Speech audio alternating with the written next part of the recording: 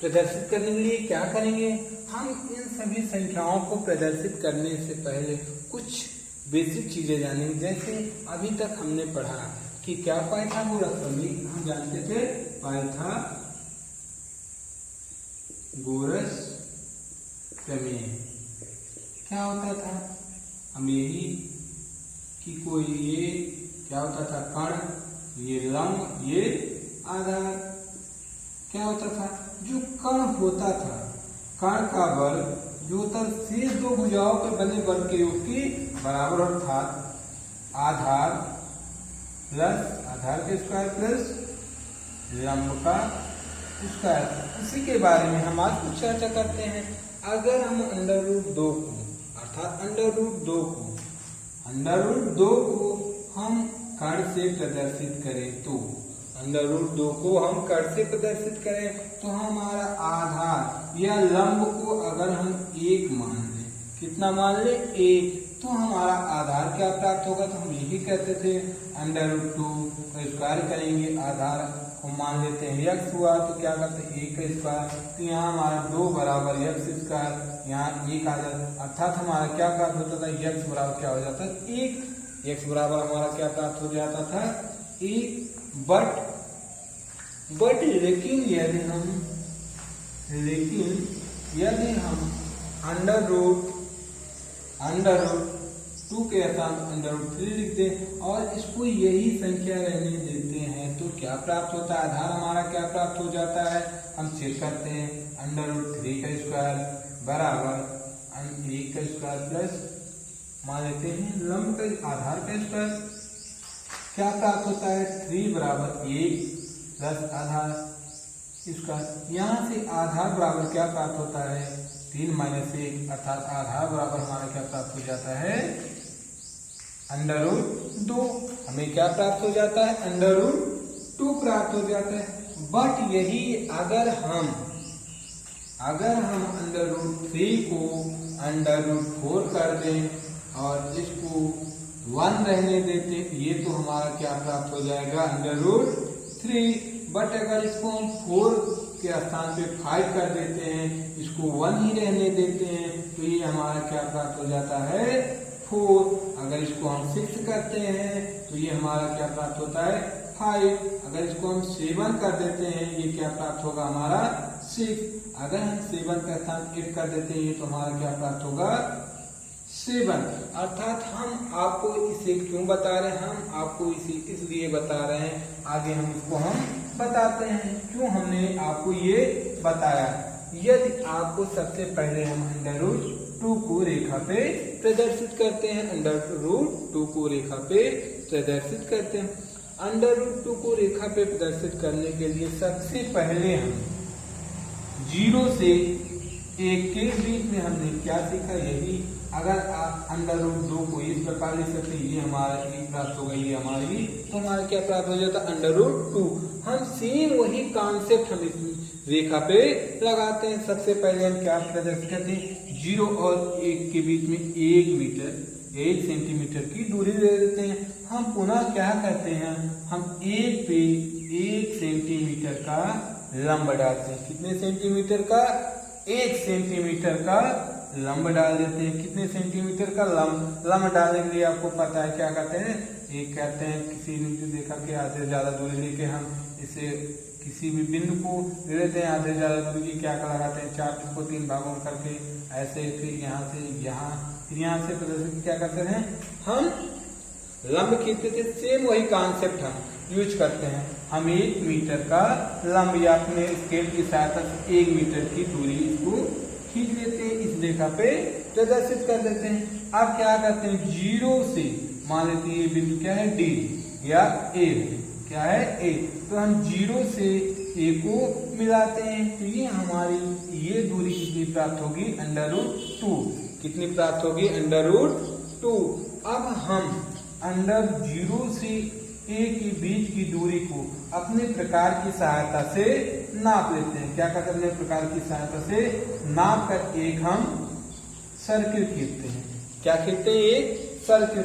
जिस रेखा को जिस बिंदु पर काटे, रेखा को जिस बिंदु पे काटे वही दूरी हमारी √2 प्राप्त होती है। क्या प्राप्त होती है? √2। हम एक बार पुनः फिर से समझने की कोशिश करते हैं। क्या करते हैं? 0, 1, 2, 3। अब तक √2 को हम √2 को रेखा पे किस प्रकार प्रदर्शित करते हैं? √2 को प्रदर्शित करने के लिए सबसे पहले 0 और 1 के बीच में 1 सेंटीमीटर की डिस्टेंस लेते हैं। हमने ले लिया। हम मान लेते हैं यहाँ पे A हुआ ये पॉइंट B, इनके बीच की दूरी कितनी हुई? 1 सेंटीमीटर। कितनी हुई? 1 सेंटीमीटर। अब क्या करते हैं? पॉइंट B पर हम 1 सेंटीमीटर का लंब डालते हैं। कितने सेंटीमीटर का? 1 सेंटीमीटर का लंब डालते हैं। अब हम मानते हैं ये पॉइंट हमारा क्या प्राप्त होता है? C, अर्थात ये दूरी कितनी हमारी? 1 सेंटीमीटर। कहाँ तक? C तक। अब हम क्या करते हैं? A को C से मिला देते हैं। A को C से मिला देते हैं। हम अब तक यही जाने पाइथागोरस प्रमेय से, अगर ये भुजा 1, ये भुजा 1, तो ये भुजा कितनी हो जाती है? √2, अर्थात √2 कितनी हो जाती थी? 2। तो ये हमारी दूरी कितनी प्राप्त हुई? √2। अब हम इन्हीं दूरी को अपने प्रकार की सहायता से, अपने कैंपस की सहायता से क्या करते हैं? ले लेते हैं। लेके एक हम वृत्त खींचते हैं। क्या करते हैं? एक वृत्त खींच लेते हैं। वृत्त रेखा को जिस बिंदु पर काटे, रेखा को जिस बिंदु पर काटे वही दूरी हमारी क्या प्राप्त होती है? √2। क्या प्राप्त होती है? √2। तो हमने √2 को प्रदर्शित किया। यदि अब हमें अगर पूछे कि √3 को रेखा पे प्रदर्शित कीजिए, इसको √2 को रेखा पे प्रदर्शित कीजिए, तो √3 को रेखा पे प्रदर्शित करने के लिए हम क्या करेंगे? 0, 1, 2, 3। क्या करते हैं? हमने क्या बताया? अगर हम इसको 3 कर देते हैं, अगर इसको 1 ही रहने देते हो, तो ये हमारा कितना प्राप्त होगा? ये 2। अर्थात हमें कितना आधार होगा? आधार हमारा कितना होगा? 2। लंब कितना होगा? लंब को अगर हम 1 ही रहने देते हैं तो आधार, लंब को 1 ही रहने देते हैं तो आधार हमारा √2 प्राप्त होता है। और कर्ण कितना प्राप्त होता है? √3। अब हम क्या करते हैं? तो अभी हमने √2 को प्रदर्शित किया। कहाँ पे आया ये? तो क्या करते हैं? 0 से √2 की बीच की दूरी का हम रेखा को प्रदर्शित करते हैं। अर्थात A से B के बीच की दूरी क्या हुई? √2। अब क्या करते हैं? जहां तक √2 की लंबाई है, अर्थात कहां तक है? B है, हम B से इस बिंदु पर 1 सेंटीमीटर का लंब डालते हैं। कितने सेंटीमीटर का? 1 सेंटीमीटर का लंब डालते हैं। माना किस बिंदु प्राप्त होता है? C। अब हम A से, अर्थात यहाँ से C को मिलाते हैं, तो हमें ये दूरी क्या प्राप्त होगी? तो हमने देखा कि क्या प्राप्त होती है? √3 प्राप्त होती है। कितना प्राप्त होती है? √3। अब हम A से C के बीच की दूरी को अपने प्रकार की सहायता से अब ले लेते हैं और हम एक वृत्त खींचते हैं। क्या खींचते हैं? वृत्त खींचते हैं। वृत्त रेखा को जिस बिंदु पर काटे, जिस बिंदु पर काटे, पॉजिटिव साइड में अर्थात धनात्मक की तरफ, जिस बिंदु पर काटे वही संख्या हमारी क्या प्रदर्शित करती है? √3 को। किसको प्रदर्शित करती है? √3 को। अब हम आगे देखेंगे, अगर √4 है तो √4 को हम प्रदर्शित आराम से कर सकते हैं, क्योंकि क्या है ये? एक √4 को हम क्या लिख सकते हैं? 2। तो हम रेखा को 2 पे आराम से प्रदर्शित करते हैं। अर्थात यहाँ से यहाँ तक के बीच की कितनी होती है दूरी? √4 या 2। कितनी होती है? √4 या 2। यदि लेकिन हमसे कोई पूछे कि √5 को रेखा पे प्रदर्शित कीजिए, अर्थात जो हमारा 5 है ये क्या है? 4 से तो बड़ा है, अर्थात 4 क्या है? पूर्ण वर्ग संख्या, अर्थात 4 से बड़ा है और आने वाली पूर्ण संख्या से कम है। तो हम क्या करते हैं? तो √5 को हम √4 सी तो ज्यादा है बट अंडर रूट आने वाली पूर्ण संख्या क्या अंडर रूट 9 से कम है, अर्थात हमारी संख्या जो है 2 और 3 के बीच में प्रदर्शित की जाएगी। कैसे हमें पता, क्योंकि अंडर रूट 5 जो है अंडर रूट 4 से ज्यादा है। इससे आने वाली वर्ग पूर्ण संख्या क्या है, पूर्ण वर्ग संख्या क्या है अंडर रूट 9। अंडर रूट 9 को क्या लिख सकते हैं 3, अंडर रूट 4 को क्या लिख सकते हैं 2, अर्थात 2 और 3 के बीच में, अर्थात जो संख्या हमारी 5 है क्या है 2 और 3 के बीच में प्रदर्शित की जाएगी। तो अब हम क्या करते हैं, ध्यान देते हैं। सबसे पहले हम क्या करते हैं, अंडर रूट 5 को प्रदर्शित करने के लिए हम 0 से 2 सेंटीमीटर के बीच की दूरी लेते हैं। क्यों लेते हैं, क्योंकि जो हमारी रेखा प्राप्त है वो 2 से ज्यादा है। किससे ज्यादा है, 2 से ज्यादा है। 2 क्या है, 2 क्या है, अर्थात 2 का मतलब अंडर रूट 4 क्या है वर्ग पूर्ण संख्या। तो हम 2 से तो ज्यादा है, बट आने वाली वर्ग पूर्ण संख्या 3 से अंडर रूट 9 से कम है।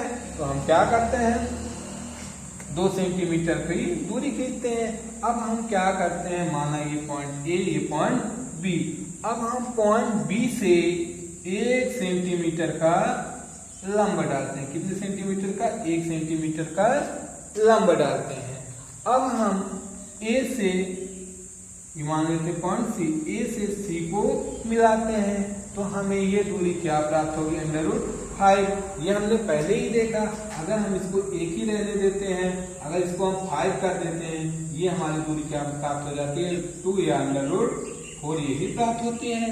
तो वही सेम कॉन्सेप्ट हम यहाँ पे यूज करते हैं। यदि ये दूरी अंडर रूट 5 हुई, ये 1 हुई, ये दूरी क्या हो जाएगी अंडर रूट 4।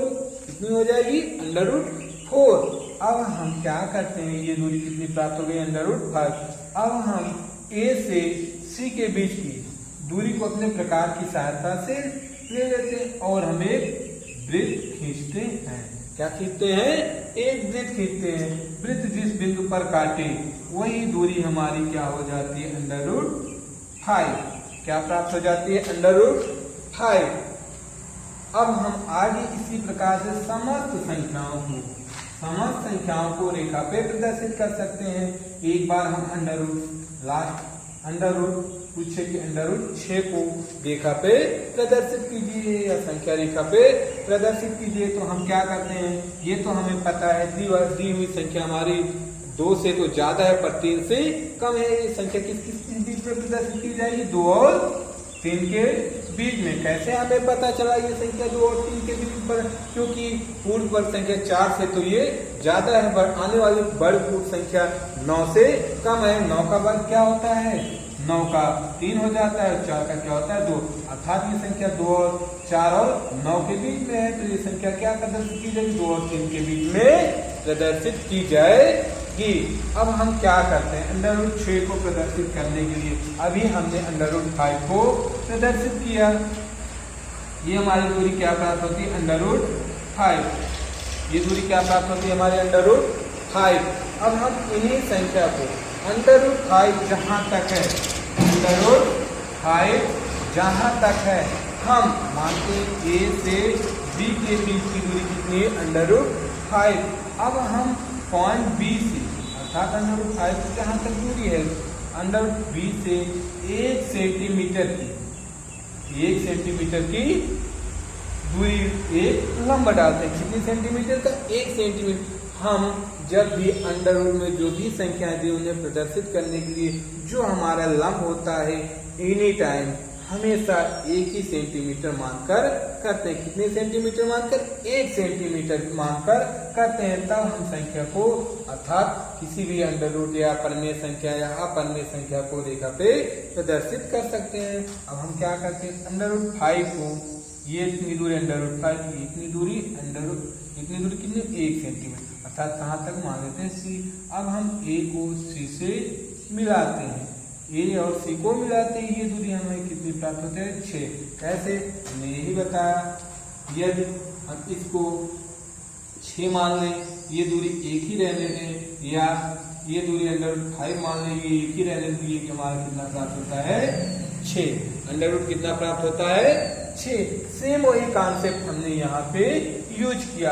अब हम क्या करते हैं, ए से सी के बीच की दूरी लेकर एक हम वृत्त खींचते हैं। क्या खींचते हैं, वृत्त। जिस बिंदु पर काटे वही उतनी दूरी उस बिंदु को ए से मिला देते हैं, अर्थात वो दूरी हमें कितना प्राप्त हो जाती है, अंडर रूट 6। कितना प्राप्त हो जाती है, अंडर रूट 6। ये बात आपको समझ में आई या ना आई, या आए या ना आए, ये हमें आप जरूर कमेंट करके बताइएगा। हम आपको आगे पुनः फिर से ये बात समझाएंगे। धन्यवाद।